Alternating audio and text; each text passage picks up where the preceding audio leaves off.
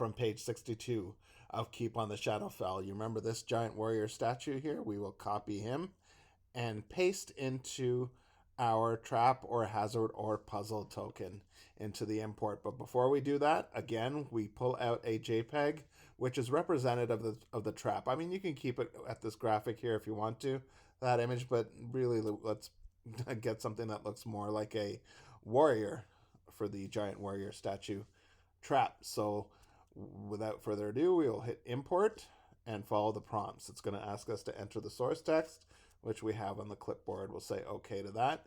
And again, you can okay through these things. I mean, you can put a failure DC if you want to for this perception track that it's found, but that's fine. It doesn't matter if it doesn't find it. It just won't show anything in the chat for the player in question. Now it has found the DC 10 one, and we'll get rid of that trailing F there and say okay there.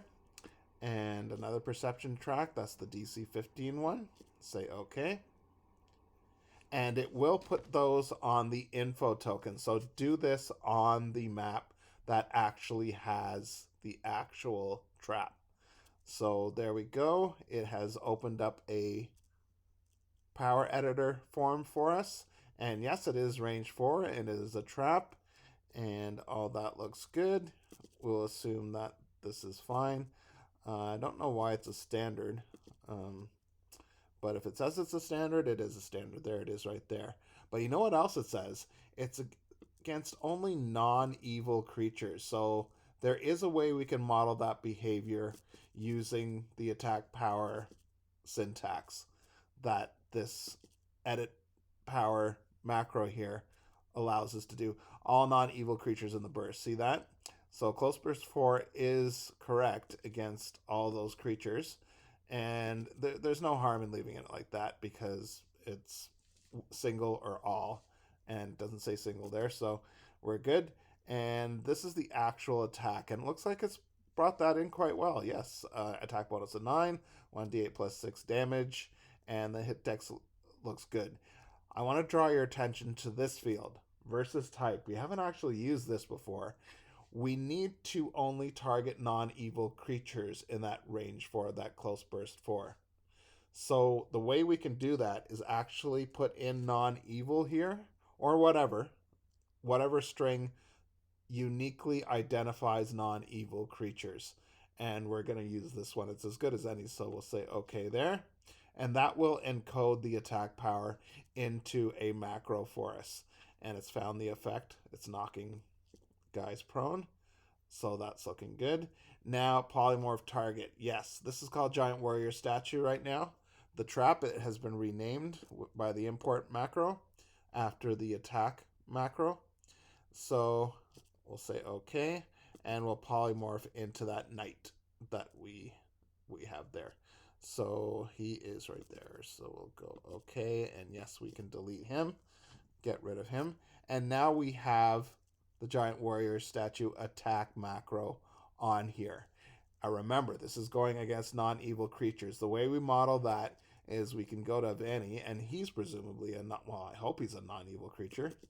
Halflings are usually good guys, at least the ones I've known anyway. So we go up to the race property, and that's where we can put in that non-evil.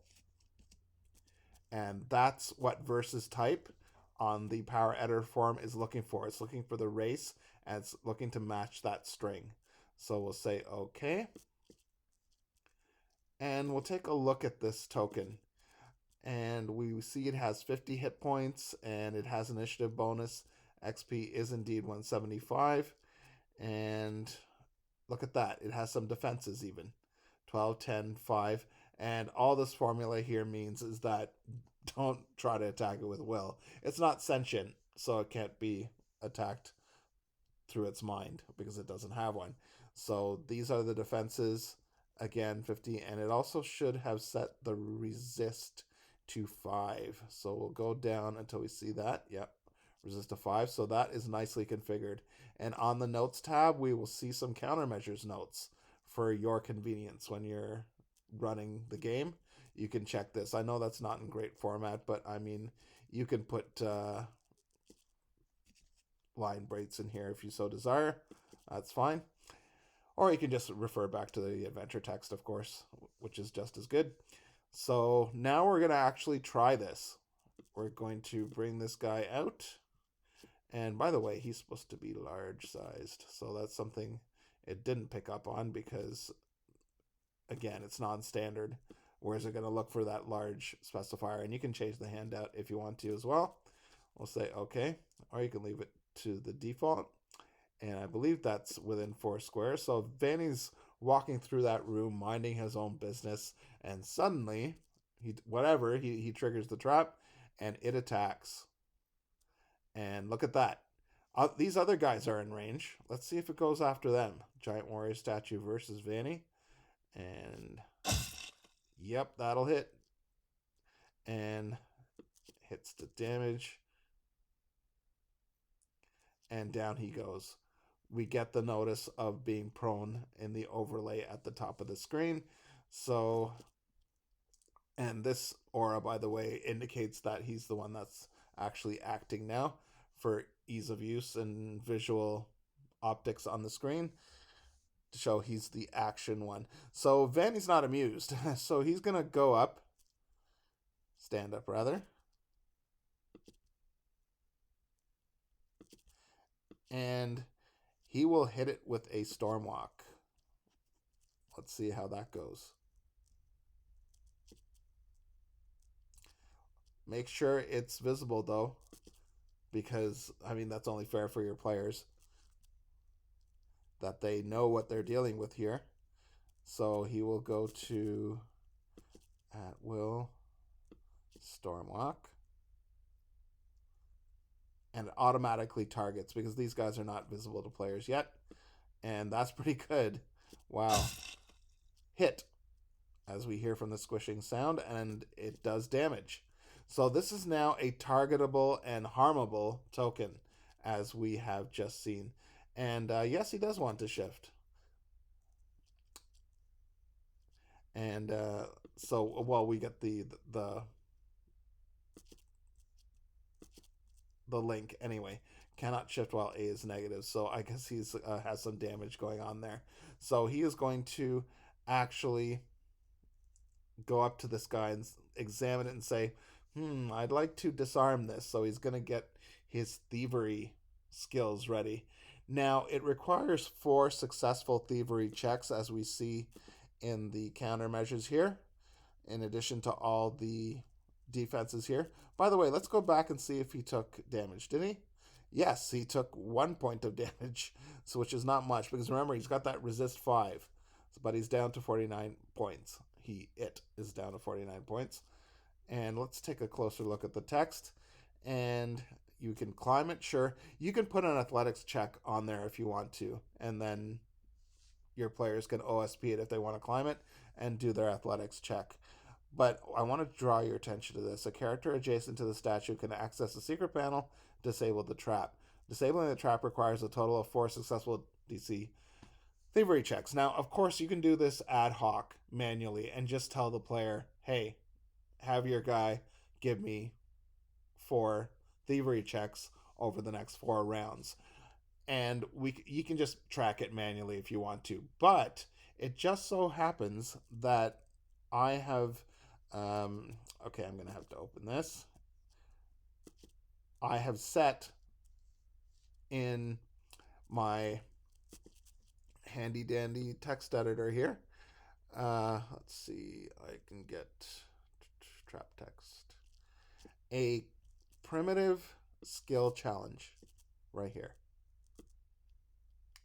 This is, I know there's the big long portal skill challenge we did, but really this is the only pieces of information that import macro is looking for. So we're going to copy that and we're going to paste it into the skill challenge. Import, and we can call this disarm or whatever. Disarm statue, it doesn't matter. This time it doesn't matter. We'll just randomly look at that. We did a random image and it grabbed the skeleton. So I don't know. Maybe that's appropriate somehow. So enter skill challenge text. Okay. And I believe it's 175. It detects thievery as the only track. And we will, okay, actually, you know what? We need to set that to 4. I didn't set that, so that's a catch there. So there we go. There's the DC-17 to disable, and we'll leave the failure text as the default. That's fine. Does no, it doesn't, because it doesn't give us a consequence for failures. So yeah, that looks good. Last only track, and the success is there. We can verify in this little table here whether the success has been properly encoded. It has. So now we can actually use this to disarm. So we can say to our players, hey, there's a little skill challenge for you. See how it says primaries equals thievery? And we can do mass skill check lock, enemies. And you know that bug that I talked about in the Portal skill challenge video? Well, it's been fixed. See how fast that is? Yep, I fixed things pretty quickly, which is why one of my users, my users actually appreciate that, which is why they've stopped reporting bugs, I guess.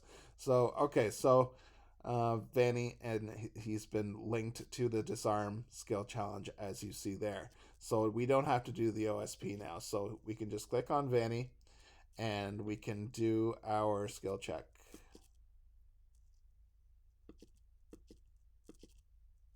Say okay, and let's be optimistic here and say he gets a really good check. And we'll apply that versus thievery. And there we go. We got a success, and run success award. So we get the success award. We hover over the skill challenge, and yes, indeed, it has gone down to 3. So let's do it again.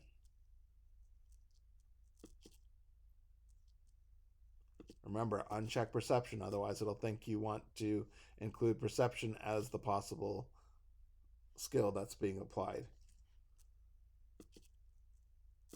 Apply again, and we get an addition to our suite of successes here. You can keep that open if you want, but that's fine. And once again, we click. Yep, we can reveal to players, and we can reveal something if we're given the reveal to NVTP link in the chat, and we can say Bony Guy Red is now visible for whatever reason, I don't know, but that's the reason it's done that way is because we want to reveal the skill challenge. Remember how we had to do that manually, those little players? Well, that's actually automatic. And something else that I forgot to mention is make sure you own. We are, because we are getting the send macro output here. So let's just say he succeeds. We won't go belabor the point and go through the remaining 2 successes in thievery, and we will just go success award. Remember how I said you can automatically, well, no, not automatically, manually use successes awards and revokes and stuff like that, and you can also adjust settings. No, we don't want to reset, and there's the thievery successes remaining and the current hit points. Simple, easy way to edit the skill challenge. Say cancel, and once again we can do success award, and this will do it right away. We don't have to click any links here because it's directly running the macro, and the last success goes through. And actually, was that one? Let's get rid of that. No, actually, there's one more to do. So what we're gonna do is do the last success award. Kill disarm? Yes, we do want to kill it. And there, it's dead. Dying monster MP3 plays, and it says you have passed the disarm skill challenge. The warrior powers down and appears completely inert, and Vanny is victorious. He's saying, yeah, no trap is going to get the better of me. Not this sorcerer halfling. All right, so, and that's how we handle traps in the framework. Again, sometimes they're non standard, but you can always create a power manually. Remember how we talked about that? You can go into Frankenstein's lab, import monster power, and accept the default source text of 0. That brings up a blank form which you may fill out and get your attack ready. And we can also roll initiative on this guy. He can roll initiative, so tactical. And, um, please run disengage on alarm. That's disarm rather. So we actually can't do that because there isn't one here. But that's fine. We can save that for another day, and run initiative on him on the trap when need be. So that's how traps work in the Micro Police box. Thanks for watching.